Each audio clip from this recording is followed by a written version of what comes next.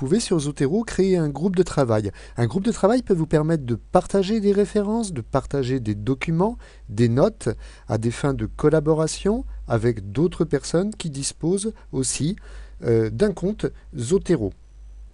Alors, pour créer un groupe de travail, il vous faut tout d'abord cliquer sur cette icône sur laquelle je passe le curseur de la souris et on va être amené, comme vous le voyez à l'écran, sur la page de Zotero qui vous permet de créer ce groupe de travail. Alors, on va donner un nom à ce groupe de travail et nous allons voir des réglages qu'il est possible de faire, des paramètres essentiels de ces groupes de travail.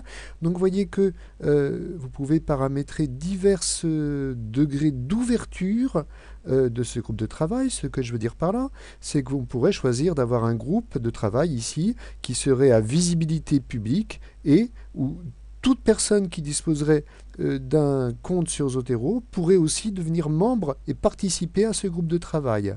Un degré en dessous, on pourrait créer un groupe de travail qui aurait comme visibilité, une visibilité publique donc, mais vous pourriez mettre un frein, choisir par vous-même les gens qui participeraient à ce groupe de travail. Et enfin, un troisième choix, c'est celui que l'on va prendre pour cet exemple, c'est la création d'un groupe de travail entièrement privé. Effectivement, seuls les membres du groupe de travail, c'est-à-dire les gens que vous choisissez, pourront voir ce groupe de travail et bien entendu, vous pourrez sélectionner les gens qui participeront à ce groupe de travail en leur envoyant des invitations. Je vais maintenant cliquer sur Create Group.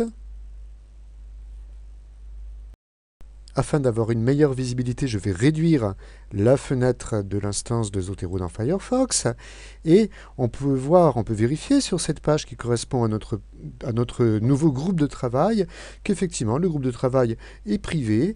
Notez que ce serait sur cette page qu'on pourrait modifier ce réglage privé ou public et que vous pourriez aussi choisir, puisque vous êtes le propriétaire du groupe, vous pourriez choisir de détruire le groupe de travail. Alors, on va maintenant aller inviter des participants, des gens qui ont un compte déjà sur Zotero, des participants au groupe de des gens à participer au groupe de travail. Mais auparavant, je vous conseillerais, si vous créez un groupe de travail, d'aller faire un réglage en allant sur Library Settings. Si vous êtes propriétaire, si vous créez un groupe de travail, il serait bon d'aller dans Library Settings et de mettre comme réglage Library Editing Any Group Member.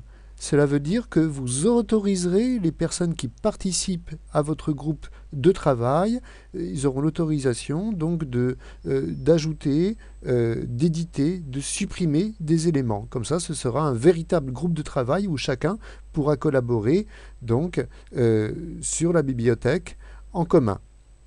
Alors, autrement, seul vous ou d'autres personnes que l'on nommerait administrateurs auraient le droit d'édition. Je clique maintenant sur Save Settings. Puis, je vais aller sur Member Settings pour lancer les invitations. Alors, après Member Settings, il faut aller sur Send More Invitations et on va lancer donc une invitation. Je connais le login de ce participant, donc je mets son login. On pourrait autrement mettre l'email d'une personne qui a un compte sur Zotero. Puis je clique sur Invite Members. Petit saut dans le temps, nous sommes maintenant sur le compte URF2, celui qui reçoit l'invitation au groupe de travail impressionniste, et on voit apparaître sur ce compte, dans Inbox, Inbox c'est la messagerie, il suffit de cliquer dessus et on verra apparaître donc l'invitation à participer au groupe de travail. Dans ce message, il suffira de cliquer sur le lien qui est inclus et qui mènera donc à cette nouvelle fenêtre où il faut à nouveau confirmer qu'on veut, oui, on veut bien participer au groupe impressionniste. Donc je clique ici sur Join et ça y est, maintenant on fait partie. Le compte URF2, pour être plus précis, fait partie du groupe impressionniste qui a été créé par URF1. Et donc maintenant URF2 fait partie du groupe impressionniste et donc URF2 verra dans sa bibliothèque de travail lors de la prochaine synchronisation apparaître le dit groupe de travail impressionniste. Pour le propriétaire du groupe comme pour les participants, le groupe de travail impressionniste donc apparaîtra là où je passe la souris. Vous devez le voir en bas à gauche de la fenêtre de Zotero. Et dans ce groupe, vous pourrez donc créer des collections, vous pourrez faire de la capture de références, vous pourrez aussi faire glisser des références. C'est d'ailleurs ce que je vais faire comme illustration.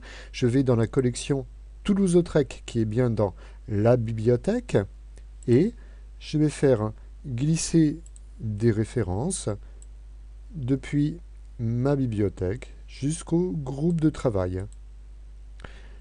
Notez aussi que vous pourrez, dans le groupe de travail, donc créer des références, comme on l'a déjà dit, capturer des références. Vous pourrez aussi créer des notes et il peut devenir intéressant de créer des notes.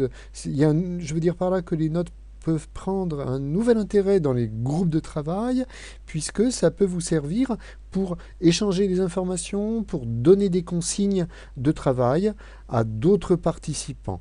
Donc voilà pour ce qui est des groupes de travail et des fonctionnalités essentielles des groupes de travail dans Zotero.